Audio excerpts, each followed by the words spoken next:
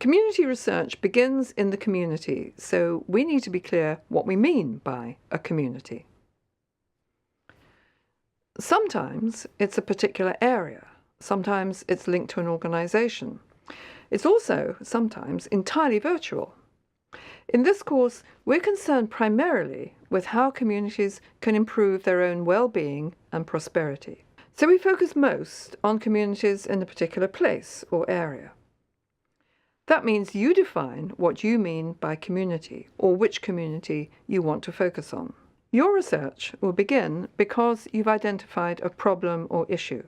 You want to find a way to improve things, so it makes sense to begin by finding out more about the problem. When we first started, the aim was to work with the children who were out of school. But as we started working with them, we realized that there is a lot of work that's also needed at home, because the work that the teachers do, it's really futile if it's only one-sided. Suha was finding out what she needed to know to make a success of the project. It wasn't just about the children, but also about their social context. Metziad did the same. He wanted to find out why students had such problems with learning maths.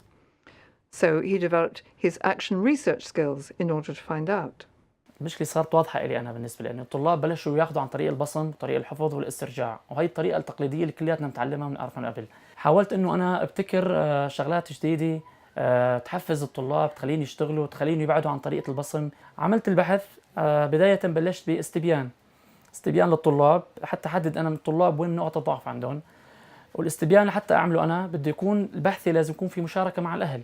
الاستبيان جاب نتيجة حلوة، يعني في أهالي كتير تستقبلوا الفكرة وإنه مؤيدين لهالفكرة هاي. So involving the parents is important because they may resist the change to new methods. A questionnaire can be useful, but you need more than that.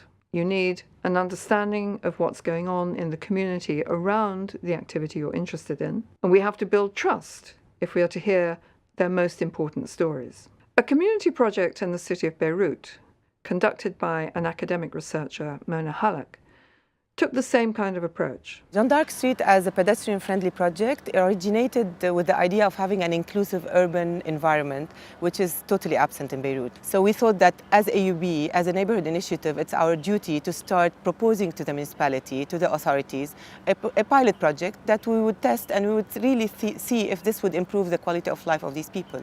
And we did. How did they start such a community project? Mona began by talking to colleagues in different disciplines in the university to get an overall idea of how to pinpoint the problems they might be tackling. But that's not all. And then we went vice versa, we went to the people. We identified the stakeholders, we talked to the residents, to the businesses. So we identified the stakeholders, the businesses, the residents, the institutions, even the clubs, the schools, even the major institutions like Banque du Liban, like the major bank headquarters, to see what is it that would make this place a better place. In all these cases, the community-based researcher began with an issue they were concerned about. But in each case, they began by finding out more about it, from the children's homes, from their parents, from the shopkeepers. Because in each case, we have to understand our research question from the perspective of the members of the community. Then we can say we're really doing community-based research.